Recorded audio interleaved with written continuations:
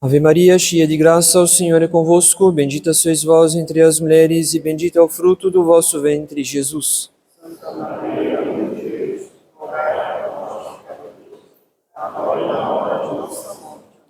Em nome do Pai, do Filho e do Espírito Santo. Amém. Queiram sentar-se.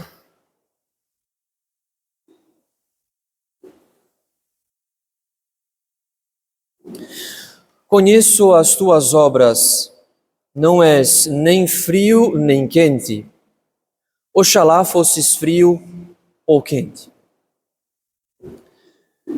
Essas palavras de Nosso Senhor à igreja de Laodiceia, que lemos no livro do Apocalipse, essas palavras definem uma doença espiritual que deve nos preocupar vivamente, a assídia.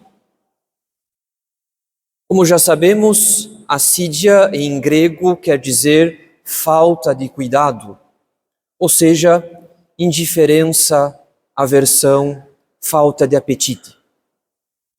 Trata-se do estado de alma daquele católico que se entristece com as exigências da caridade, ou seja, ele se entristece diante do trabalho, do esforço necessário para progredir na caridade, pois isso exige a renúncia do apego a si mesmo, a renúncia da vontade própria, a renúncia do apego à própria liberdade.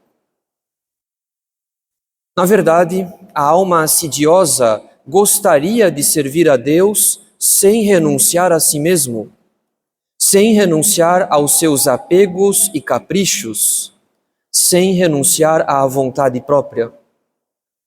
A alma assidiosa quer se salvar, mas não quer ser santa, não quer ser consumida, não quer ser devorada pelo fogo da caridade, pois a caridade é um fogo devorador. A caridade quer devorar o nosso ser, destruindo tudo aquilo que se opõe ao amor a Deus, a fim de que haja a mais perfeita união entre Deus e a alma.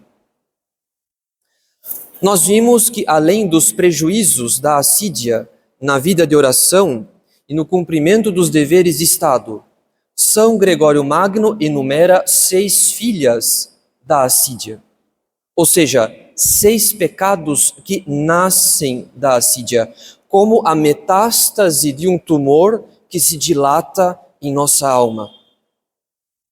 Essas filhas, segundo São Gregório, são negligência, pusilanimidade, desesperação, malícia, rancor e divagação da mente, sendo que a principal espécie de divagação é a curiosidade.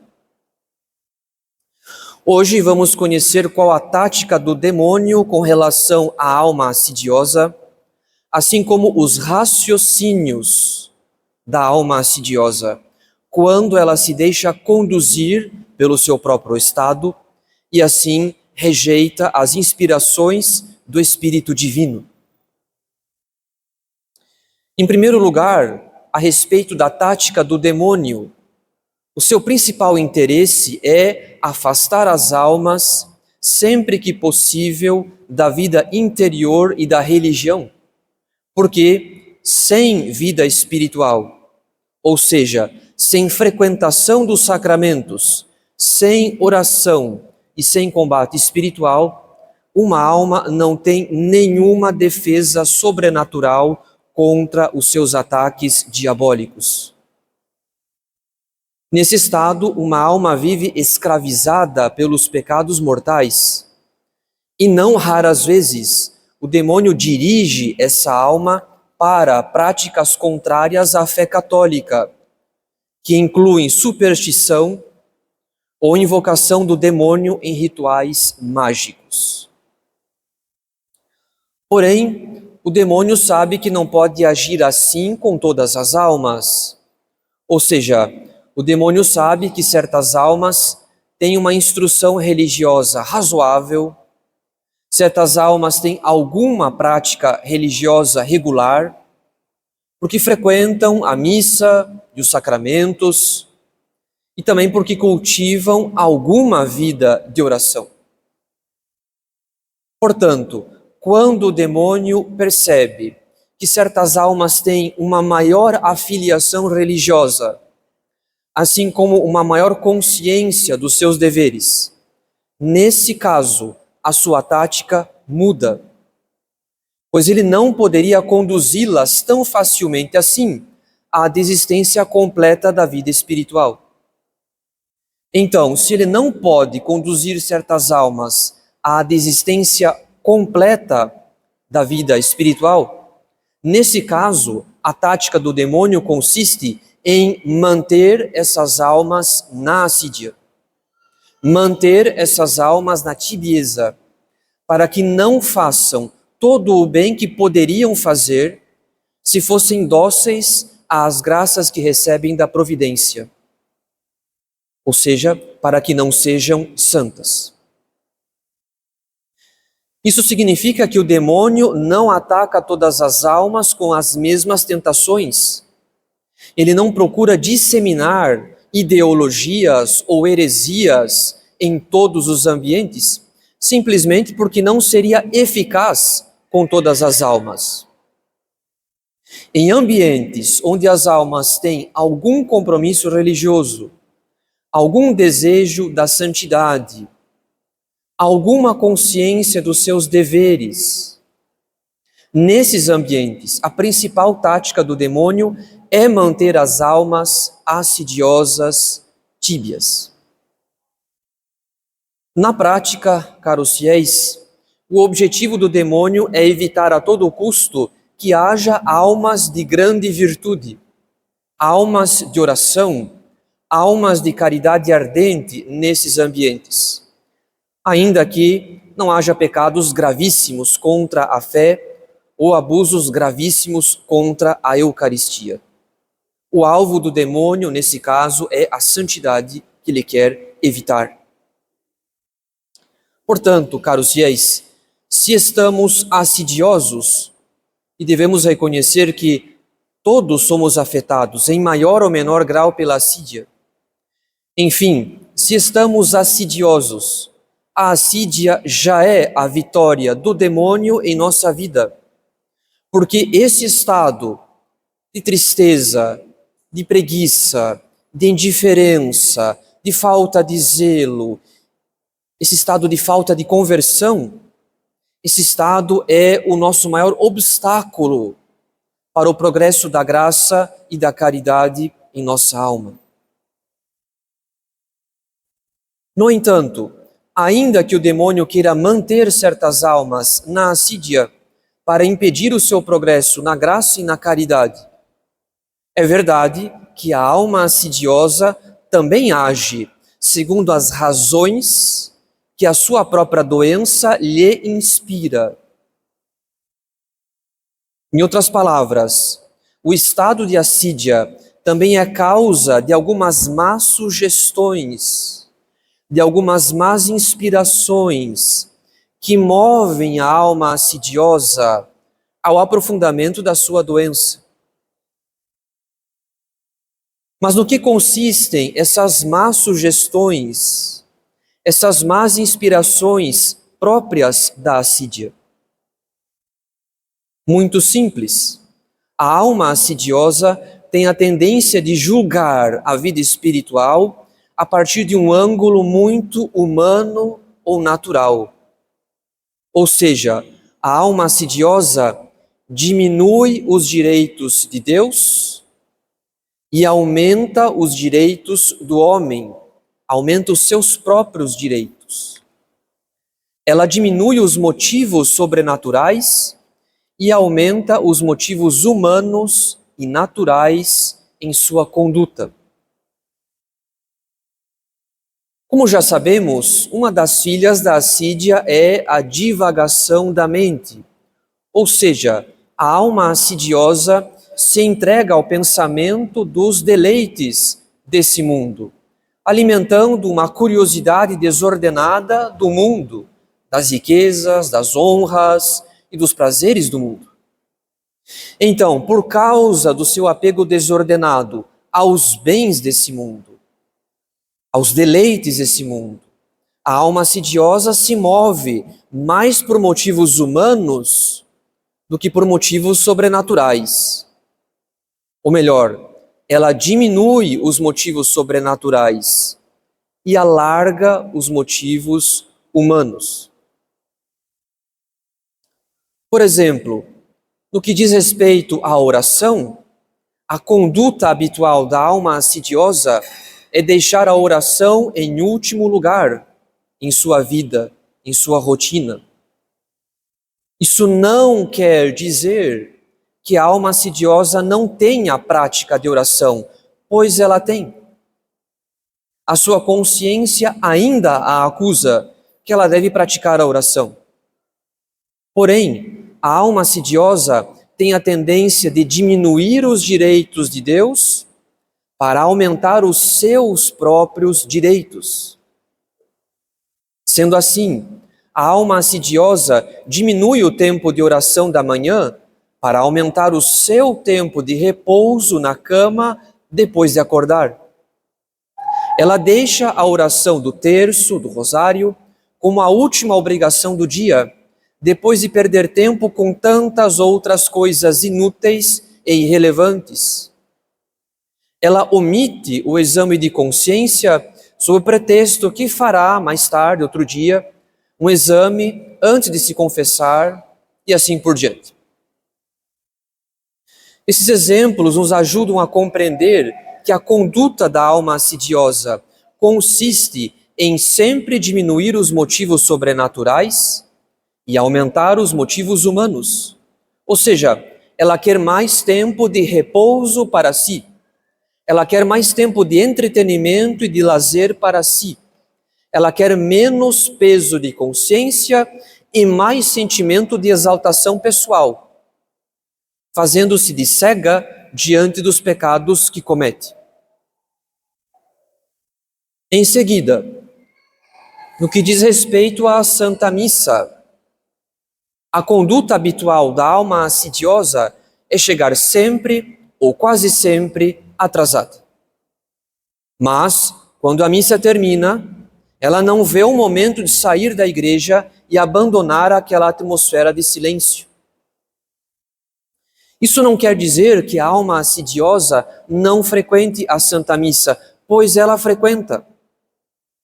A sua consciência ainda a acusa que ela deve cumprir o preceito.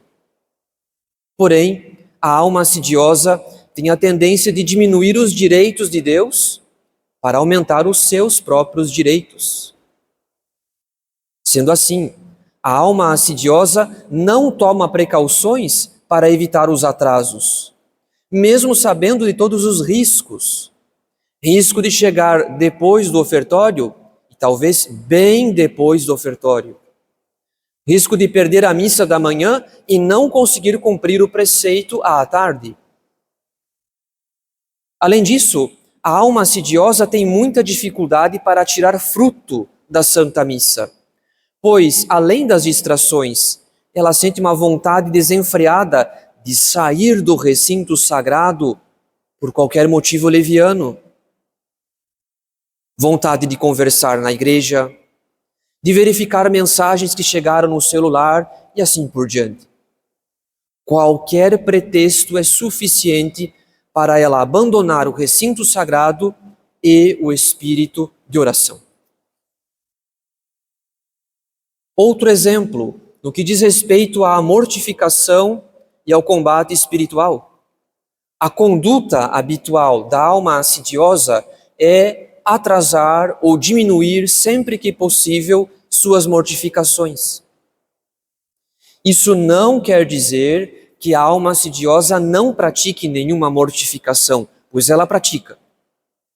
Porém, a alma assidiosa tem a tendência de diminuir os direitos de Deus para aumentar os seus próprios direitos.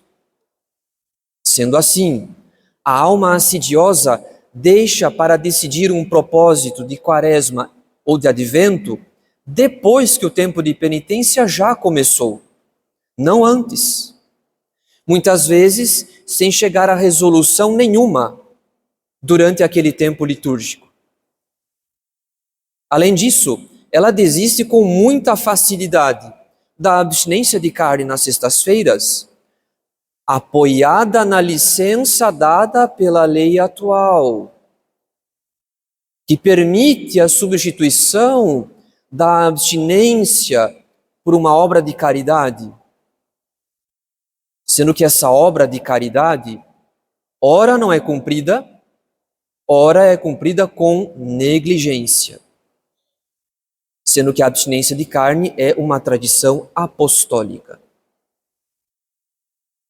Em resumo, caros fiéis, como a alma assidiosa se move principalmente pela curiosidade do mundo e pelo desejo dos deleites desse mundo, então ela diminui os direitos de Deus, ela diminui os motivos sobrenaturais de sua conduta para aumentar os seus próprios direitos, os motivos humanos e naturais de sua conduta, a fim de encontrar alguma satisfação natural nesse mundo, pois ela sente muitas vezes tédio e cansaço na vida interior, na vida de oração. No entanto, a nossa experiência nos confirma que quanto mais aumentamos os direitos da nossa natureza, os direitos da nossa carne, menos ela está satisfeita e mais ela quer ser saciada. Isso significa que a assídia é uma porta de entrada para inúmeros pecados mortais. Ainda que a alma assidiosa nem sempre perceba ou admita isso.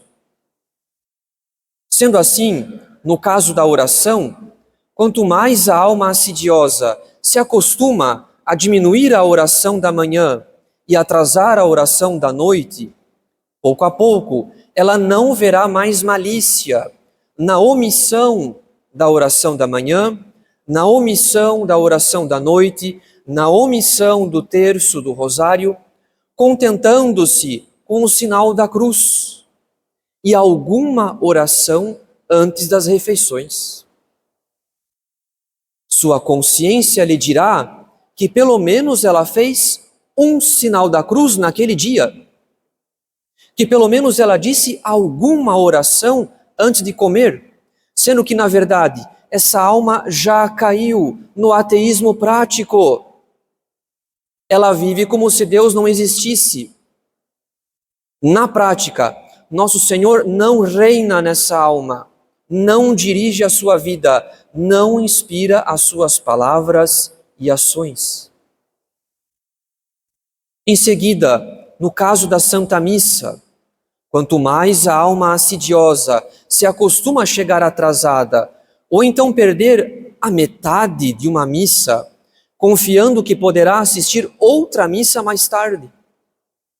Pouco a pouco, ela não verá mais malícia em perder a missa de preceito por qualquer motivo leviano. Sua consciência lhe dirá que foi apenas uma falta de organização, foi porque não encontrou transporte a tempo, foi porque choveu, foi porque estava se sentindo mal. Enfim, qualquer motivo é válido para justificar a sua indiferença com o santo sacrifício da cruz renovado sobre o altar. Mas, se um católico que tem acesso ao rito romano tradicional, se mesmo assim ele falta à missa num domingo, depois no outro, e no outro, a ponto de passar meses sem entrar numa igreja, essa alma, mais uma vez, já caiu no ateísmo prático. Ela vive como se nosso Senhor não tivesse se encarnado e redimido o mundo pelo mistério da paixão, e como se ele não estivesse realmente presente na Eucaristia, no tabernáculo. Por fim, no caso da mortificação, quanto mais a alma assidiosa se acostuma a negligenciar os propósitos de Quaresma ou de Advento, ou abandonar a abstinência prescrita pela Igreja, pouco a pouco ela não verá mais malícia em chegar até o Natal ou até a Páscoa em estado de pecado mortal. Ou seja, se há muita apatia na preparação para as grandes festas. Então não haverá um desejo vivo de lucrar as graças das grandes festas.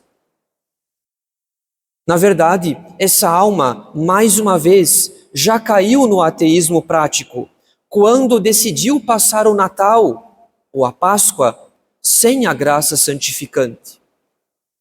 Os mistérios da redenção, a vida de Nosso Senhor, o seu amor imenso e excessivo, não move mais quase nenhuma fibra do seu ser, quase nenhum batimento do seu coração, ou nenhuma lágrima dos seus olhos. O que era tibieza, agora se converteu em frieza e indiferença. É por esse motivo que o demônio prefere lançar a alma numa assídia prolongada, numa assídia crônica e mal curada. Porque, enquanto a alma se apoia na confissão para alcançar a absolvição dos seus pecados, veniais ou mortais, por outro lado, a cada queda, a cada falta, os obstáculos para o progresso da graça apenas aumentam.